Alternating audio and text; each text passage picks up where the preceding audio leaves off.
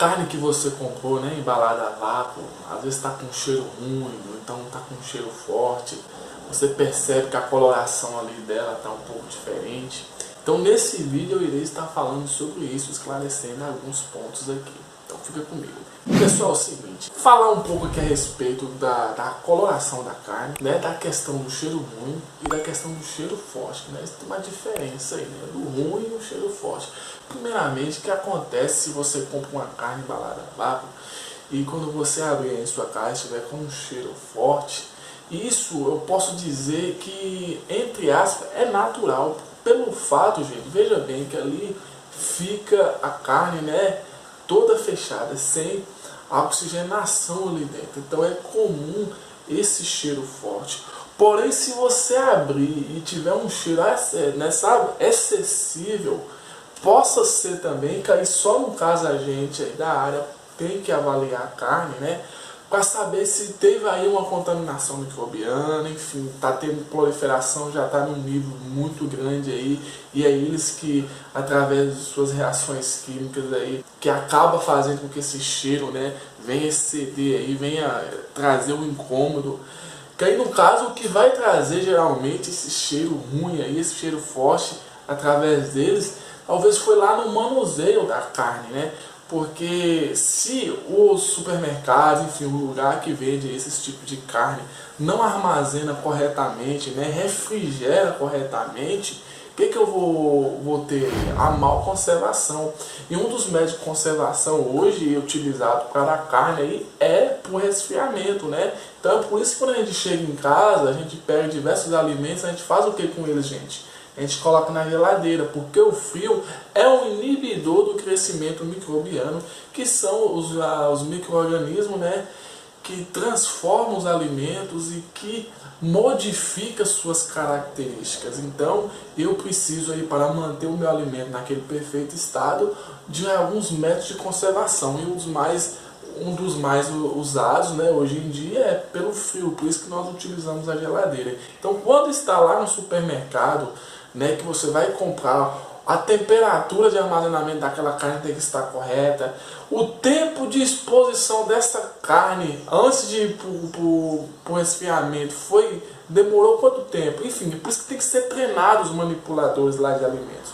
Por isso que existe um curso, inclusive aqui abaixo nesse link vai ter um curso sobre boas práticas de fabricação, manipulação, enfim, tudo referente a isso, porque vejamos bem, se esses funcionários de um supermercado não têm a noção do crescimento microbiano que possa vir estragar uma carne, vai fazer com que eu venha colocar a saúde do meu consumidor em risco, né, podendo aí ter então uma intoxicação alimentar, enfim, entre outros fatores, que é o caso de vocês quando compram a carne. Então, sabe, eu cheguei no supermercado esses dias mesmo e eu vi que o cara encheu o carrinho daqueles de compra mesmo de vários pacotes, né, embalado a vácuo de carne.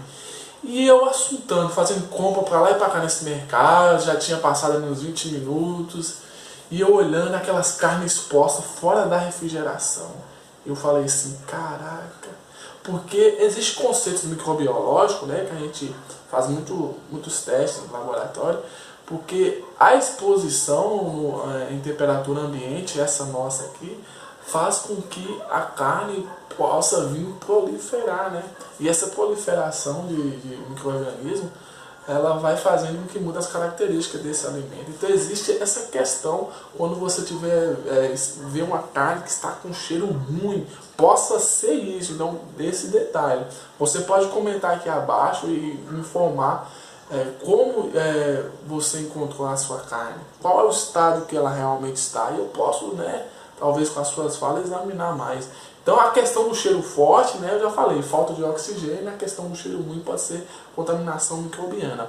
Mas de caso, agora eu quero saber por que então, quando eu vou comprar uma carne no açougue ali, que ele já corta na hora, a carne vem vermelhinha ali, e as carnes embaladas a vácuo, ela tem uma coloração ali meio amarronzada. Por que isso? Vejamos bem, gente, a pigmentação da carne é graças a uma proteína chamada mioglobina. Então essa mioglobina é responsável, né, por essa pigmentação, E quando eu embalo a carne a vácuo, o que acontece? Eu vou estar passando ela por um processo de mioglobina para metamioglobina. Por quê? O que acontece? Quando eu embalo a carne ali, eu tirei o que dela? O oxigênio. Então, sem oxigênio, essa proteína, a mioglobina, ela não vai ser ativa da forma que vocês conseguem ver, né? Que a carne fica ali com aquele vermelho brilhante. Então, a carne ela tende a ficar assim, com essa cor, né? Marrom, por conta disso. E por isso que quando vocês abrem o pacote, depois de algum tempo que o oxigênio volta a entrar ali, a carne ela vai passar então da metamioglobina para oximioglobina, ou seja, o oxigênio entrou e ela vai voltar então nessa cor vermelha brilhante novamente. Quer dizer então, de caso, quando eu compro a carne lá que a pigmentação dela mudou, ou seja, a cor ela está estragada? Não, nada disso. Então existe essa questão que eu posso estar aqui explicando para vocês, né? Inclusive eu fiz um vídeo, né? Mostrei slides aqui explicando isso com mais detalhes, falando desses aspectos, né, dessas proteínas. Se você quiser assistir, vai estar aqui abaixo também na descrição um link, aí vocês vão poder tirar bastante dúvidas.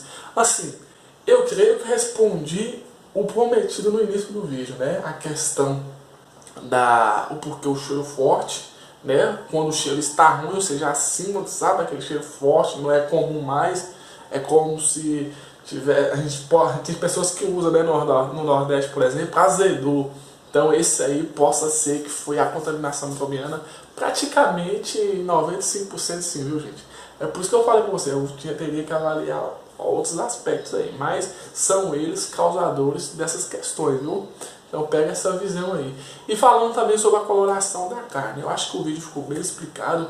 Quero convidar você, caso ainda não é inscrito nesse canal, para se inscrever, para continuar assistindo conteúdos como esse, né? Ficar informado, porque eu estou publicando um vídeo aqui praticamente todos os dias e tem ajudado várias pessoas com coisas relacionadas a alimentos, né?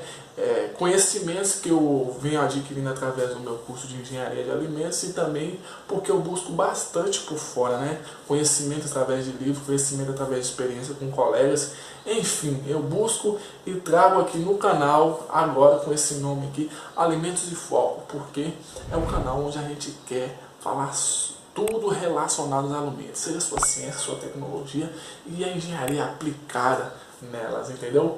Gente, ó, beijo no coração de vocês, abraço, até o próximo vídeo.